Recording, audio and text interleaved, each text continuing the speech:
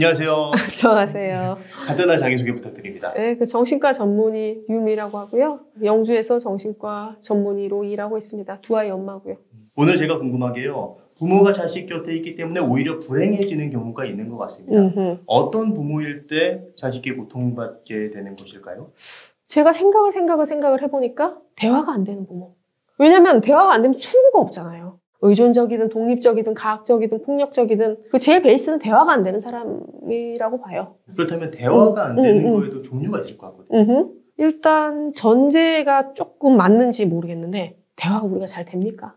선생님. 일반적으로 선생님 대화가 잘 됩니까? 되지는 않죠. 그 대화라는 건 원래 안 되는 거예요. 왜냐면은 대화라는 게 잘 될 수가 없어. 남자 생각하고 여자 생각하고 많이 다르죠. 그리고 기본적으로 생각했을 때 세대 차이라는 거. 저는 제 아들을 봐요. 제 아들 6살짜리 너무 귀엽고 사랑스럽죠. 슈퍼윙스를 맨날 보고 있어. 2시간 동안. 너무 재밌대.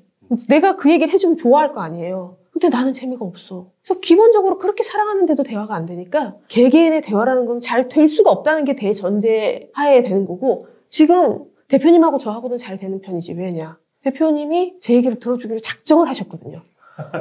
맞잖아요. 네. 만약에 대표님이 뭐 잠을 못 자고 어쩌고 저쩌고 해서 영주에 저한테 상담 오셨다. 그때는 대표님은 저랑 대화가 잘 되는 느낌을 받을 거예요. 왜냐? 제가 잘 들어주려고 작정을 하고 있을 거거든. 근데 일단은 대전제가 너랑 나랑은 대화가 안 될 거라는 걸 먼저 인지하는 어떤 겸허함 같은 게 있어야 돼요.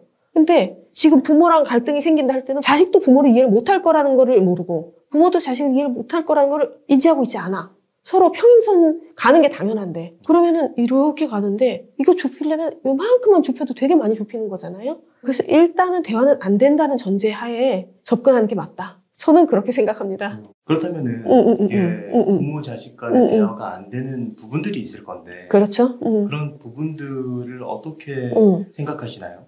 좀 거칠게 얘기하면 대화가 안 되는 제일 큰 이유는 상하관계일 때 잘 안 되죠. 예를 들어서 부모하고 나하고 재산 차이가 너무 많이 나. 사실 이렇게 되면 대화가 잘 안 돼요. 경제적으로 예속될 수밖에 없어요. 부모 눈치를 볼 수밖에 없고 그러면은 내가 중국집 가서 짜장면이 먹고 싶어도 아버지가 뭐 이렇게 착 시켜놓고 조치했을 때 아버지 저는 이거 싫어요라고 말하게 되기 쉽지 않아요. 또 어떤 부모는 경제적으로는 차이가 안 나더라도 본인이 자기의 울타리로 가두려고 하는 거죠. 권위의식 같은 거. 그렇죠. 자기 울타리로 가두려고 하고 그 안에서 놀도록 오랫동안 트레이닝을 시켜놨어요. 자식을. 자식은 거기에 트레이닝이 돼 있고 불행한데도 그거를 모르는 경우가 있는 거죠. 지금 내가 통제받고 있다는 걸 어떻게 할 수 있을까요? 계속 뭔가 울컥울컥 올라올 거예요. 울컥울컥 올라올 거고 그건 아주 자연스러운 거라고 봐요. 예를 들면은 대학에 가면 차를 사줄게. 의사가 되면 벤츠를 사줄게. 많이 봤어요. 네. 성형외과 들어가면 건물을 사줄게. 나는 성형외과 별로 안 하고 싶어 사실은. 정신과 하고 싶은데 엄마가 사준다는 저 건물에 성형외과? 생각해보니까 성형외과도 좋아했던 것 같아. 이런 식으로 바뀌는 거죠. 아 그렇게 어떤 결과에 의해서 내 생각이 바뀌게 되네요. 당연하죠. 더 고차원적인 분들은 알아서 움직이게 하죠. 예를 들어서 7시 반에 다 토스트를 먹어요. 거기에서 되게 중요한 그 가족 간의 문제에 대한 이슈가 나와요. 근데 나는 밤늦게까지 게임하고 일어나고 싶지 않아.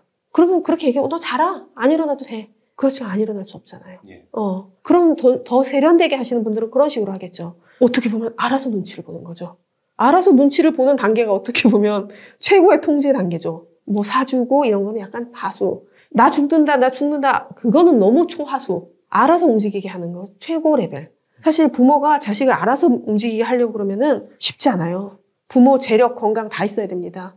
머리도 좋아야 돼요. 말하자면 자식하고 대화에 있어서 꼴리지 않아야 돼요. 아들이 뭐 챗GPT가 어쩌고 얘기했는데 그건 못 알아듣는 부모는 그렇게 할 수가 없어. 그래서 그런 부모로부터 독립을 하려고 생각을 했을 때는 본인도 더 단호한 마음이 있어야 되죠. 닦아놓고 내가 저 부모한테서 좋은 지식과 능력과 이런 것들을 받았으니까 저분들이 갖고 있는 재산은 내 돈이 아니다. 이렇게 생각하는 좀 의연함 같은 게 필요하다고 봐요. 지금 말씀해 주신 부모에게서 벗어나려고 마음을 먹으면 가장 먼저 드는 생각이 죄책감이 들 수도 있을 것 같거든요. 매정한 사람들이 나쁜 게 아니에요. 이별을 통보할 때도 질질 끌면서 사실은 내가 너를 좋아했는데 이렇게 하는 사람보다 너랑 나랑 여기까지인 것 같다 해주는 사람이 더 좋은 사람 아닙니까? 매정하고 싶지 않으니까 내 마음속으로는 죄책감이라는 걸 만드는 거죠. 근데 독립을 하려고 생각했을 때는 사실은 매정해져야 돼요. 죄책감이 올라오려고 그러면은 에이 너 지금 독립하기 싫으니까 핑계 대주려고 올라오는 거지 하면서 이렇게 좀 옆으로 좀 치워놔야 되는 감정인 거죠. 그렇다면 내가 부모로부터 통제를 받는다는 걸 알고 이제 스스로 독립을 하려고 할 때 그게 나 이제 독립해야지 한다고 해서 쉽게 독립이 되지는 않을 것 같거든요. 좀 어떻게 하면은 부모로부터 독립을 할 수 있을까요? 독립을 해야지 했는데 쉽게 되지 않는다는 거는 그만큼 절박하지 않은 거죠. 만약에 독립이 정말 하고 싶다고 하면은 자기 마음속을 들여다봐야 돼요. 사실은 그 집에서 안온하게 있으면서 청소기 돌아가고 부모가 해준 밥 먹고 하는 게 사실은 좋을 수도 있는 거예요. 근데 정말 독립을 하고 싶다고 그러면 만약에 부모가 서울에 산다고 그러면 내가 직장을 부산에서 구해야 돼. 물리적으로 떨어져야 되는 거죠. 그래도 뭐 부모님이 그거 섭섭해 하시고 그것도 다 나중 문제예요. 개인 대 개인으로 성숙한 다음에 만나야지 사실 그게 건강한 관계가 되는 거고요. 제일 중요한 거는 제가 봤을 때는 결국은 우선순위예요. 죄책감, 부모에 대한 미안함, 그다음에 내가 정말 독립을 하고 싶은지 이 모든 것들에 기저에 깔려 있는 거는 사실은 내가 독립해야 될지 말아야 될지 모르겠다가 깔려 있는 것 같아요. 그래서 정말 하고 싶은지는 그건 질문을 해봐야 돼요. 그래도 모르겠다 하면은 저는 그냥 아주 간단한 하우투로는 이렇게 A4 용지에다가 딱 써요. 독립해야 되는 이유, 안 해야 되는 이유 써봐요. 어느 게 가지수가 많은가 봐요. 가지수가 많은 거에다가는 동그라미 칩니다. 안 해야 되는 이유가 10개가 넘어. 사실은 죄책감이고 뭐고 이런 거는 다 갖고 오는 얘기고요. 그때까지 그 사람은 준비가 안 된 거예요. 저는 그렇게 생각을 하는데 모르겠어요. 다른 분들은 어떻게 생각하실지. 어쨌든 내가 확실하게 마음을 먹는 게 중요하다. 그렇죠. 준비가 됐는지 나를 돌아봐야 되는 거죠. 그럼 그렇게 마음을 먹었으면 안전하게 독립하는 방법, 어떻게 독립을 하는 게 서로에게 좋을 수 있을까요? 독립이라는 게 사실은 이별이잖아요. 관성이 깨지는 거예요. 여태까지 있었던 이렇게 굴러가던 게 깨지는 거란 말이에요. 네.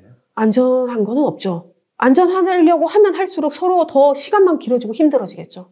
일단 돈 벌 준비는 돼 있어야 되죠. 경제적으로 준비는 돼 있어야 되고, 그 다음에 내가 아플 때 연락할 수 있는 사람이 있어야 되고, 말할 수 있는 친구는 있어야 되고, 3개 정도가 갖춰진 다음에는 그 다음에는 특별하게 준비를 해야 된다는 거는 있을까 싶어요. 어쨌든 경제적 독립이 제일 먼저죠. 경제적, 신체적 독립이.